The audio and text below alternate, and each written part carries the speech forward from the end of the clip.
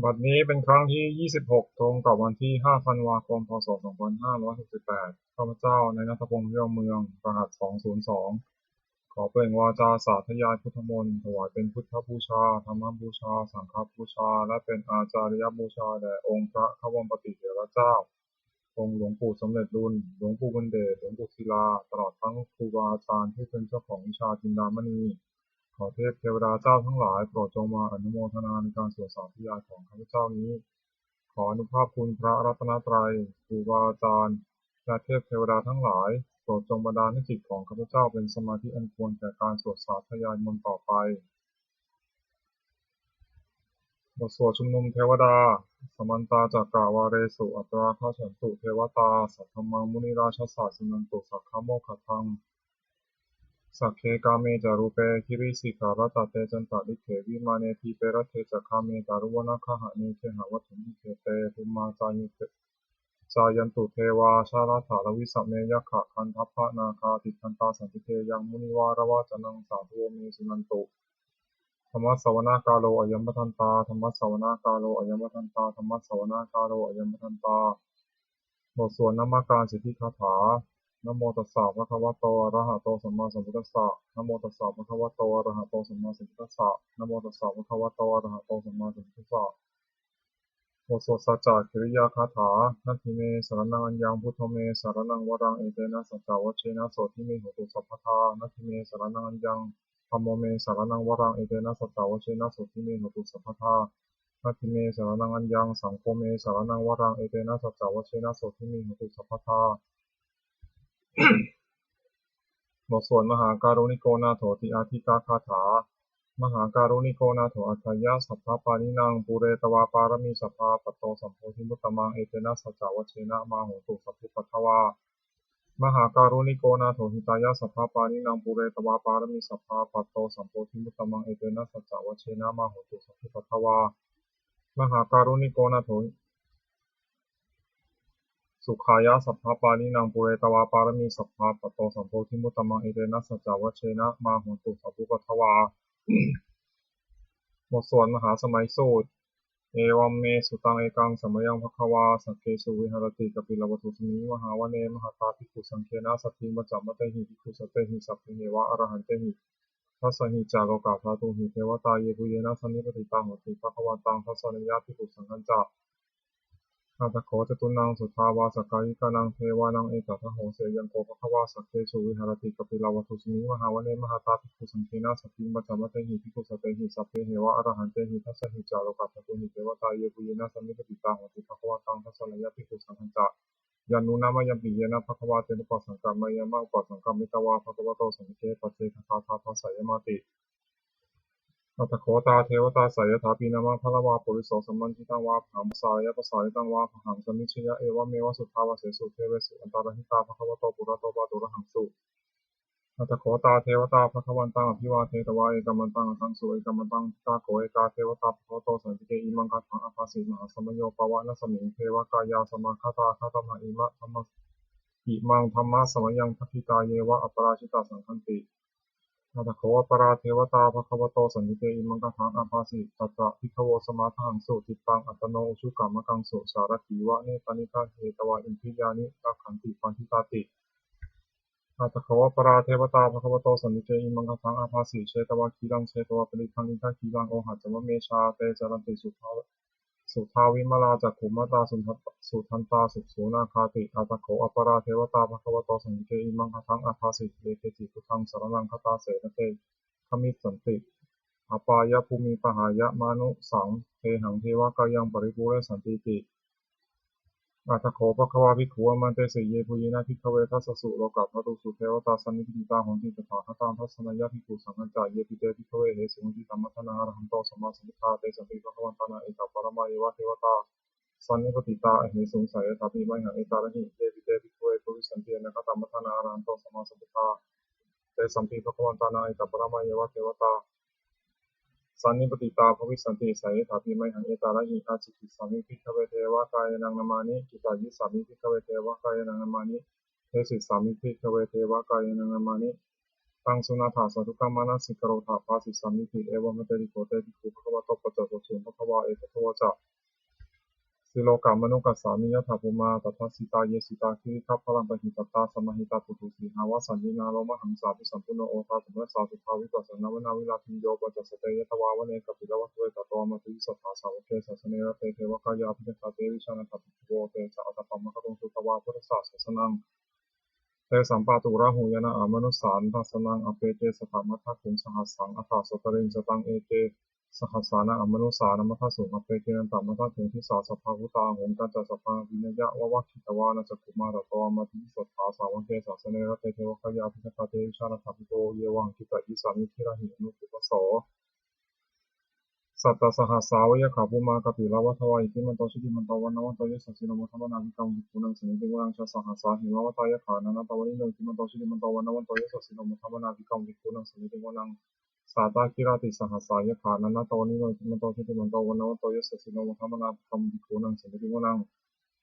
อิเจเตโสละสสหัสสายะขานันตวันนิโนติมันโตชิติมันโตวันนวันโตยสัสสิโนมุทัมมนาภิกขุวิปุนังสมิติวรังเวสามิตาปัญจสตายะขานันตวันนิโนติมันโตชิติมันโตวันนวันโตยสัสสิโนมุทัมมนาภิกขุวิปุนังสมิติวรังกุมพิโรราชาคังหิโกเวปุรสานิเวชนังบิโยนังสตัสสหัสสังยะขานังบิยุรุปัสสติกุมพิโรราชาคังหิโกโสปะทาสมิติวนังปุริมันจาทิสังราชาทัตตาลัทโถปสาสติคันทัพนาธิปติมหาราชายสัสสิโสปุตตปิตัสสะพะโหอินทมานามะพลายคิมันโตชิติมันโตวันนวันโตยสัสสิโนมุทัมมนาภิกขุวิปุนังสมิติวนังภคินันจาทิสังราชาบุรุณโหตปัสสะสติกุมมันธนาธิปติมหาราชายสัสสิโสปุตตปิตัสสะพะโหอินทมานามะพลายคิมันโตชิติมันโตวันนวันโตยสัสสิโนมุทัมมนาภิกขุวิปุนังสมิติวนังมัชฌิมันจาทิสังราชาวิรูปโขปสาสตินาคณาธิปติมหาราชายสัสสิโสปุตตปิตัสสะพะโหอินทมานามะพลายคิมันโตชิติมันโตวันนวันโตยสัสสิโนมุทัมมนาภิกขุวิปุนังสมิติวนังอุตารัญจาทิสังราชากุเวโรตปัสสะสติยคานาธิปติมหาราชายสัสสิโสปุตตปิตัสสะพะโหอินทมานามะพลายคิมันโตชิติมันโตวันนวันโตยสัสสิโนมุทัมมนาภิกขุวิปุนังสมิติวนังปุริมาทิสังทัตตารัตโถทักขิเนนะวรุณหโกปัจฉิเมนะรูปโขกุเวโรอุตรังทิสัจจตารโรเตมหาราชาสมันตาจตุโรทิสัจทันนมนาอัตังสุวเนกัปปิรวัตเวเตสัมมายาวิโนทัสสะคูณจาริกาสัทธามายาภูเตนทุเวเตนทุวิภูจาวิภูโตสหจันทโนกัมมะเสโทจากินุคันทุนิคันทุจาปนาโทปามันโจจากเทวสุโตจมาตาริจิตาเสโนจคันทโพนโรราชาชโนสโภอาคูบัญจสิโกเทวตินทโรสุริยวัชสาเอเตจันเยจราชโนคันทภาสหาราชิติโมทัมมาภิกขุวิปุนังสมิติวนังนาถาคูนภาษานาคาเวสาราสหัตถกากัมภะรัสตราคูปยคาสหัยติยามุนาทตารัตถาจาคูนคายสัสสิโนเอราวโนมหานาโคโสปะคาสมิติวนังเยนาคาราเชสหาสาหารันติทิพัทิชาปกิวิสุทธิจักขูเวหายสัตเตวนามัชฌปตตาจิตตาสุปนาอิติเตสานัมมังอภัยยันตตานาคาราชานามาสิสุปนโตเขมมะกาสิพุทโธสันหิวาจาหิอุปวะหายันตานาคาสุปันนาสารนามากังสุพุทธังชิตาวชิระหัตเถนะสมุทังอสุราสิตาภตโรวาสาวเสเตอิทิมันโตยสสิโนคาลกัญชามหาวิสมาอสุราธนะเวคัสสาเวปัจจิติสุจิติจาปหาราโทนัมพิสหัสปัญจปฏิปุตนังสเพโรจนามกาสันนิตวะพิงเสนังราหุปตัมปะขมุงสมโยธานิพัทเตติปุนังสมิติโมนังอาโปจเทวาปฐวีจาเตโชวายโยตถาคมงวรุณาวรุณเทวาโสโมจยสัสสะสหเมตตากรุณากายกากุเทวายสัสสิโนทัสเสเตทัสสะทากายสัพเพนันตวันนิโนอิทิมันโตชิติมันโตวันนวันโตยสัสสิโนมุทัมมนาภิกขุวิปุนังสมิติโมนังเวนทูจเทวาสหรีจะอัสมาจทเวยมาจันทสุปนิสัทเทวาจันทมังคูบุรคิตาสุริยสุปนิสัทเทวาสุริยมาคูบุรคิตานักขัตานิบุรคิตวะอภูมิทาวะละหะกาวสุนังวะโสเสโตสัพโพภะวินทโททัสเสเตทัสสะภากายสัพเพนันตวันนิโนจิมันโตชิติมันโตวันนวันโตยสัสสิโนมุทัมมนาภิกขุวิปุนังสมิติโมนังนาถาภูสหภูเทวาชาลามขิสิกขาริวะอริทกาจโรชาจะอุมาบุพานิทัสสิโนวรุณาสหธรรมาจะอจิตาจะเนชิกาสุรยะอุจิราอคุอคุวะสาวเนสิโนทัสเสเตทัสสะภากายสัพเพนันตวันนิโนจิมันโตชิติมันโตวันนวันโตยสัสสิโนมุทัมมนาภิกขุวิปุนังสมิติโมนังสมานามหาสมานามนุสามานุสตมกิจภาวตุสิกาคูอคูมโนกตุสิกาอัฏฐาคูหรโยเทวายะจะโลหิตวาสิโนปาราคามหาปาราคาคูเทวายะสัสสิโนทัสเสเตทัสสะภากายสัพเพนันตวันนิโนจิมันโตชิติมันโตวันนวันโตยสัสสิโนมุทัมมนาภิกขุวิปุนังสมิติโมนังสุกาการุมหาอรุณาอาคูเวคานาสาสหโอทาตะกยหาปามโมขาอาคูเทวาวิจักขณาสัทธามัตตาหารัคชามิสกาจายสัสสิโนทะเลยังอาคาบุจิโนโยติสาธิวสติ ทัสเสเตทัสสะทากายาสัพเพนะนัตตวันนิโนจิมันโตชุติมันโตนะวันโตยสสสิโนมะคะวนาภิกรรมภิกขุนังสมิติโมนังเทมิยาตุสิตายามากตักกาจายสสสิโนสัมพิทกาลามะเสถาโชตินามาอาสวานิมานราติโนอาคูถาภูวรานิมิตาทัสเสเตทัสสะทากายาสัพเพนะนัตตวันนิโนจิมันโตชุติมันโตนะวันโตยสสสิโนมะคะวนาภิกรรมภิกขุนังสมิติโมนังสัตเตเตเทวานิกายาสัพเพนะนาตวานิโยนามันวะเยนะอคันจุงเยจันเยสติสาสหะปวุฒาสติโนทีรังอุคตินะวนาสวังนักขิมุขตรังนาคังจันทวาสิตาติตังสุพรหมาบารามโตจัปปุตายคินโตสหสันนังกุมารติโสจัสโสภคาสมิติมุนังสหสัพพมาโลคานังมหาพมาทิฏฐิตติอุปปันโนชุติมันโตพิสมากายโยยสติโสพิเศษอิสระอาคูปัจเจกะวัสวัติโนเทสัญจามัชโตอาคาหาริโตปริวาริโตเตจัสสัพเพอภิกันเตสินเทเทเวสัพพมะเกมาราเสนาอภิกามิปัสสะกานะหาสามัญญิยังเอถาคันหาถาคันทัถาราคินาพันธมัทโวสมันตาปริวาริถามาโวมุนจิถาโกตินังอิติตถามหาเสโนกันหาเสนังอเปสยิปานินาตละมหาจัสสรังกตวานะเพระวังยถาปวุสโกเมโกธนายันโตสวิชุโกปัทธาโสปจิทาวติสังคุโตเสยังวเสตันจะสัพพังอภิญญาวะบัคคิตวานะจักขุมาตโตอมตะยิสัทธาสาวเกศาสเนระเตมาราเสนาธิกันตเตวิชันตถาทิโวเตจะอัตปามะกรุงสุตวาพุทธศาสสนังวิตาราคิหิปะกามงเนสังวะปิอิชยิงสัพเพวิชิตาสังฆามาพิยติตายสัสสิโนโมทันติสังหตุเตหิสาวกาเตชเนสุตาติบทสวดจุลราชยปกรณ์นะโมเมพุทธเตชะสารัตนตยะคัมมิกาเตชะปสิทธิปสีเทวานารายะปาระเมสุราสิทธิธรรมาจาอินทาจตุโลกาคัมภีรักขกาสมุทธาภูตุงคังคาจัสัพพมะชยปสิทธิพวันตุเตชยธรณีอุปทีนาทีชยข้าคนละตนละนิสัยนิไรสายเสนะเมรุราชคนนรชีชยคัมภีรโสภีนาเคนทนาคีปิศาจจักอุตกาลีชยทุนนิมิตาโรคีชยสิงคีสุธาธานะมุขชาชยวรุณมุขสัตราชยจำปาทินาคกุละคันถกชยคัจกรนตุรงสุการะผู้ชงสีหะชยคาทีปาชยวรุณมุขยาตาชิตาเสนารีปุณสุทธินรดีชยสุขาชีวีชยธรณีตะเลสทาสุชยธรณีสาตินสทาชยมังคราบัญญาภวเคชยวรุณยัคเขชยรักขเสสุระภูชาเตชาชยพรหมเมนทัคคนาชยราชาธิราชสาชัยชยปัทวินสัพพังชยอรหันตาปัจเจกพุทธสาวังชยมเหสุโรหรินเทวาชยพรหมาสุรักโขชยนาโควิรุณหโควิรุปโขจันทิมารวิอินโทจะเวนะตโยจะกุเวโรวารุโนปิจะอัคคิวายโยจะปาชุนโหกุมารโรทัตตรัตถโกอัฏฐารัสสะมหาเทวาสิทธิตาปัสสะอาทโยอิสิโนสาวกาสัพพาชยรามโมภวันตุเตชยธรรมโมจะสังโฆจะทัสสะปาโลจะชยกังเอเตนะชยเตชนะชยโสติภวันตุเตเอเตนะพุทธเตชนะโหตุเตชยมังคลังชโยปิพุทธศาสสิริมโตอายังมารัสสะจัปปปิมโตปราชโยโคสยามโพธิมันเทปโมทิตาชยตถาธรรมคณามหิสิโนชโยปิพุทธศาสสิริมโตอายังมารัสสะจัปปปิมโตปราชโยโคสยามโพธิมันเทปโมทิตาชยตถาอินทคณามหิสิโนชโยปิพุทธศาสสิริมโตอายังมารัสสะจัปปปิมโตปราชโยโคสยามโพธิมันเทปโมทิตาชยตถาเทวคณามหิสิโนชโยปิพุทธศาสสิริมโตอายังมารัสสะจัปปปิมโตปราชโยโคสยามโพธิมันเทปโมทิตาชยตถาสุปันนคณามหิสิโนชโยปิพุทธศาสสิริมโตอายังมารัสสะจัปปปิมโตปราชโยโคสยามโพธิมันเทปโมทิตาชยตถานาคคณามหิสิโนชโยปิพุทธศาสสิริมโตอายังมารัสสะจัปปปิมโตปราชโยโคสยามโพธิมันเทปโมทิตาชยตถาสัพพมคณามหิสิโนชยันโตปุถิยามูเลสักยานังนันทิวัฒโนเอวังตวังวิชโยโหหิชยสุชยมังคะเลอัปราชิตะปัลลังเกสีเสปทวิโปคะเรอภิเสเกสัพพพุทธานังอัคขปัตโตปโมทติสุนัขตังสุมังคลังสุปะปะตังสุหิทิตังสุนะสุขาโน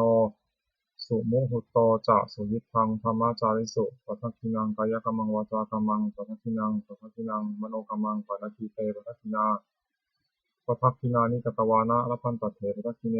เตอัฏฐารัตถาสุขิตาวิรุณหาพุทธศาสเนอโรคาสุขิตาโหทัสสหสัพเพหิยาติทิสุนันตุโพนโตเยเทวะอสมิงคาเนอคิปตาภิพายุกาสทาโหตุสุขิตาโหตุสัพพทารักขันตุสัพพะสัตตานังรักขันตุชินะศาสนังยากาจิปัฏฐานาเตสังสัพเพปุเรนตุมโนรัฐาวิตกาเลปวัสสันตุวสังวสาวรหกาโรคาสุปัทวาเตสังนิวาเรนตุจะสัพพทากายาสุขังจิตตสุขังอรหันตุยถาระหังบทสวดธรรมนิยามะสุตตังเอวัมเมสุตังเอกังสัมมยังภควาสาวัคคียังวิหารติเชตาวเนอนาคาปินทิกัสสะอาราเมตตะโคภควาภิกขุอมันเตสีภิกขวติพัทันเตติเตภิกขุภควโตปัจจสุสงภควาเอตัทโวจะอุปาทาวาภิกขเวตถาคตานังอนุปาทาวาตถาคตานังทิตาวสาธาตุธรรมทิตตาธรรมนิยมตาสัพเพสังขารานิจติตังตถาคโตอภิสัมพุชติอภิสัมเมติอภิสัมพุชิตวาอภิสัมเมตวาอาจิตติเตสติปัญญาเปติปัฏฐาเปติวิวารติวิภัสสติอุปานิโตโรติสัพเพสังขาราอนิจจติอุปาทาวาภิกขเวตถาคตานังอนุปาทาวาตถาคตานังทิตาวาสาธาตุธรรมทิตตาธรรมนิยมตาสัพเพสังขาราทุกขติตังตถาคโตอภิสัมพุชติอภิสัมเมติอภิสัมพุชิตวาอภิสัมเมตวาอาจิตติเตสติปัญญาเปติปัฏฐาเปติวิวารติวิภัสสติอุปานิโตโรติสัพเพสังขาราทุกขติอุปาทาวาภิกขเวตถาคตานังอนุปาทาวาตถาคตานังทิตาวสาธาตุธรรมทิตตาธรรมนิยมตาสัพเพธรรมานัตติตังตถาคโตอภิสัมพุชติอภิสัมเมติอภิสัมพุชิตวาอภิสัมเมตวาอาจิตติเตสติปัญญาเปติปัฏฐาเปติวิวารติวิภัสสติอุปานิโตโรติสัพเพธรรมานัตติ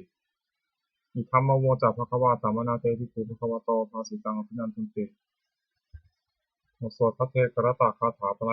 อตีตังนานวาคามายานปฏิกังเขนะคตังบุคคลไม่ควรตามคิดถึงสิ่งที่ล่วงไปแล้วด้วยอาลัยและไม่พะวงถึงสิ่งที่ยังไม่มาถึงยะทัตติตัมปะหินันตังอัปปัจจันจานะคตังสิ่งเป็นอดีตเข้ารับไปแล้วสิ่งเป็นอนาคตก็ยังไม่มาปัจจุบันนันตโยธรรมังตถาวิปัสสติสังขิรังสังคุปังตังวิภามนุโคเยผู้ใดเห็นธรรมมันเกิดขึ้นเฉพาะหน้าในที่นั้นอย่างแจ่มแจ้งไม่งอนแง่ในความแค้นของคนทั้งคู่อาการเช่นนั้นไว้อาเชวะกิจจามาตพังโกชัญญามรณังสุเวความเพียรเป็นกิจที่ต้องทำวันนี้ใครจะรู้ความตายแม้พรุ่งนี้นะฮิโนสังขารันเตนะมหาเสนีนะมัจจุนาเพราะการปฏิบัติต่อมัจจุราชที่มีเสนาบ้านก็ไม่มีสำหรับเราเอวังวิหาริมาตาปิงโหรตามตันทิตังทังเวพระเตกรโตติสันโตจิตเตมุนีผู้สงบย่อมกล่าวเรียกผู้มีความเพียรอยู่เช่นนั้นไม่เกียจคร้านทั้งกลางวันกลางคืนว่าผู้เป็นอยู่แม้เพียงราตรีเดียวก็น่าชมบทสวดธรรมะสังเวชปัจเจเวคขณะแปลสัพเพสังขารานิจจาสังขารคือร่างกายจิตใจและรูปธรรมนามธรรมทั้งหมดทั้งสิ้นมันไม่เที่ยงเกิดขึ้นแล้วดับไปมีและหายไปสัพเพสังขาราทุกขาสังขารคือร่างกายจิตใจและรูปธรรมนามธรรมทั้งหมดทั้งสิ้นมันเป็นทุกข์ทนยากเพราะเกิดขึ้นแล้วแก่เจ็บตายไปสัพเพธัมมาอนัตตาสัตว์สิ่งทั้งหลายทั้งปวงทั้งที่เป็นสังขารและไม่ใช่สังขารทั้งหมดทั้งสิ้นไม่ใช่ตัวไม่ใช่ตนไม่ควรถือว่าเราว่าของเราว่าตัวว่าตนของเราทุกวังชีวิตตังชีวิตเป็นของไม่ยั่งยืนทุกวังมรณังความตายเป็นของยั่งยืนอวสังมยาปริมาริปัปปังอันเราจะถึงตายเป็นแท้มรณะปริโยสานังเมชีวิตตังชีวิตของเรามีความตายเป็นที่สุดรอบชีวิตตังเมอนิยตังชีวิตของเราเป็นของไม่เที่ยงมรณะเมนิยตังความตายของเราเป็นของเที่ยงวัฏฏะภูนิจจสังเวชอายังกายโยอจิรังร่างกายนี้มิได้ตั้งอยู่นานอเปตาวิญญาโนมันปราศจากวิญญาณฉุดทอนเขาทิ้งเสียแล้วและที่เสียสติจากนอนทับปฐวีซึ่งแผ่นดินกริงขรังอีวะกระดุดดังว่าท่อนไม้และท่อนฟืนนิรัตถังหาประโยชน์มิได้อนิจจาวัฏสังขาราสังขารทั้งหลายไม่เที่ยงหนออุปาทวะยะธรรมิโนมีความเกิดขึ้นแล้วมีความเสื่อมไปเป็นธรรมดาอุปัชชิตวานิโรธชันติมันเกิดขึ้นแล้วย่อมดับไปเตสังวูปะสะโมสุโขความเข้าไปสงบระงับสังขารทั้งหลายเป็นสุขอย่างยิ่งสัพเพสัตตามรันติจะสัตว์ทั้งหลายทั้งปวงกำลังตายอยู่มริงสูจามริสเลที่ตายแล้วและกำลังจะตายแต่เทวหังมริสามิเราก็จักตายอย่างนั้นเหมือนกันนัตถิเนเอตสังสโยความสงสัยในความตายนี้ย่อมไม่มีแก่เราเลยบทสวดเมตตายังกินจิยังกินจิกุสลังกัมมังสัพเพหิทเตหิกตังปุญญังโนอนุโมทันตุ สุนันตุโหโตเยเทวาสมิงคาเนอภิทัตตาทิพายุกาสัทธาโหตุสุขิตาโหตุทุกขาปมุญจันตุมาตาปิตาสุขิตาโหตุทุกขาปมุญจันตุ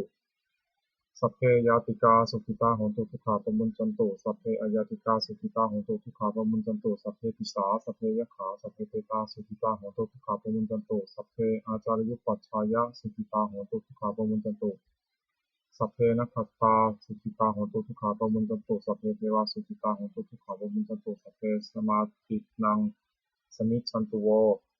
บทสวดบูชาหลวงปู่ทวดนะโมโพธิสัตว์คันติเมยะอิติภควานะโมโพธิสัตว์คันติเมยะอิติภควานะโมโพธิสัตว์คันติเมยะอิติภควาปฏิภาณคาถายาเทวตาสันติวิหารวาสินีตุเตคะเรโพธิคะเรตหิงตาธรรมธานีนะภวันตุปูชิตาโสติงกรณเตทวิหารามันทะเรเถราจมัชฌานวกาจิโกสารามิกาธานาปฏิวสกาคามาจติสานิขมาติสราสัพพานุพุตาสุขิตาภวันตุเตชลาผู้ชายยิริจาทัสัมภวาสังเสทชาตาอัตวะปฏิการนิยานิกังธรรมวรังปริจเตสัพเพติปัสสะกโรตุสังขยังทาตุจิรังสตังธรรมโมธรรมทัตราสปุคลาสังฆตุสมัคควะอันทายะจหิตายะจอันเหระคตุสัพพโมสัพพิธรรมจาริโนอุทิงสัพพะปุณยามะธรรมเมอริยภาเวทิเตปสันนาโหตุสัพเพปิปานิโนพุทธศาสเนสัมมาทารังภเวชันโตกาเลเทโวโภวสตุอุทิภาวายะสัตตานังสมิทังเมตุเมธนีมาตาปิตาจะอัตตาชังนิจังรักขันติปุตตะกังเอวังธรรมเมนะราชโนปชังรักขันตุสัพพทาเอวตาอุโยชนะคาถาทุกขปตาจนิทุกขาพิยปตาจนิพยาโสกปตาจนิโสกาโหตุสัพเพตินันนิโนเอตาวตาจะอัมหิสัมภะตังปุญญาสัมปทังสัพเพเทวานุโมทันตุสัพพะสัมปติสิทธิยาทานังทัพพันตุสัพพายะสีรังรักขันตุสัพพทาภาวนาภิรตาโหตุขันตุเทวตาคตาสุมังคลคาถาโหตุสัพพังสุมังครังรักขันตุสัพพเทวตาสัพพพุทธานุภาเวนะโสติโหตุนิรันตรังโหตุสัพพังสุมังครังรักขันตุสัพพเทวตาสัพพธรรมานุภาเวนะโสติโหตุนิรันตรังโหตุสัพพังสุมังครังรักขันตุสัพพเทวตาสัพพสังฆานุภาเวนะโสติโหตุนิรันตรังสัพเพพุทธาภรปัตตาปเจกนันจยังพลังอรหันตานันจเตชินะรักขัมปทัมมิสัพพโสสัพเพพุทธาภรปัตตาปเจกนันจยังพลังอรหันตานันจเตชินะรักขัมปทัมมิสัพพโสสัพเพพุทธาภรปัตตาปเจกนันจยังพลังอรหันตานันจเตชินะรักขัมปทัมมิสัพพโสสัพเพพุทธาภรปัตตาปเจกนันจยังพลังอรหันตานันจเตชินะรักขัมปทัมมิสัพพโสสัพเพพุทธาภรปัตตาปเจกนันจยังพลังอรหันตานันจเตชินะรักขัมปทัมมิสัพพโสสัพเพพุทธาภรปัตตาปเจกนันจยังพลังอรหันตานันจเตชินะรักขัมปทัมมิสัพพโสสัพเพพุทธาภรปัตตาปเจกนันจยังพลังอรหันตานันจเตชินะรักขัมปทัมมิสัพพโสสัพเพพุทธาภรปัตตาปเจกนันจยังพลังอรหันตานันจเตชินะรักขัมปทัมมิสัพพโสสัพเพพุทธาภรปัตตาปเจกนันจยังพลังอรหันตานันจเตชินะรักขัมปทัมมิสัพพโสโดยอำนาจแห่งบุญกุศลที่ข้าพเจ้าได้สวดสาธยายพระพุทธมนต์นี้ข้าพเจ้าขอน้อมเกล้าที่ถวายเป็นพระราชกุศลแด่สมเด็จพระนางเจ้าสิริกิติ์พระบรมราชินีนาถพระบรมราชชนนีพันปีหลวงผู้เสด็จสู่สวรรคาลัยขออานิสงส์แห่งบุญกุศลนี้จงเป็นสัพพะสิริมงคลแก่ข้าพเจ้าให้แคล้วคลาดปลอดภัยจากทุกโศกโรคภัยอันตรายทั้งปวงที่มีแหล่งรายได้อันสุจริตมั่นคงเป็นสัมมาอาชีพอันชอบธรรมคำว่าไม่มีอดอยากยากจนขออย่าได้มีแก่ข้าพเจ้าขอให้ข้าพเจ้ามีสัมมาทิฏฐิตั้งมั่นในพระธรรมคำสอนขององค์สมเด็จพระสัมมาสัมพุทธเจ้าดำรงอยู่ในความดีงามตลอดกาลนานอีกทั้งขอเทพเทวดาทั้งหลายผู้ได้อนุโมทนาสาธุการในบุญกุศลนี้โปรดประสิทธิ์ประสาทพรน้อมส่งอนุภาพแห่งมงคลไปสู่วัตถุมงคลพระติตายอดเศรษฐีทั้งฝ่ายไทยและฝ่ายลาวรวมถึงวัตถุมงคลทั้งปวงที่ศักดิ์สิทธิ์อันบุญได้จัดสร้างขึ้นให้เปลี่ยนด้วยพุทธานุภาพเทวานุภาพและฤทธานุภาพอันศักดิ์สิทธิ์อำนวยผลให้เป็นสิริมงคลแก่ผู้ครอบครองและบูชาทุกประการเทอญ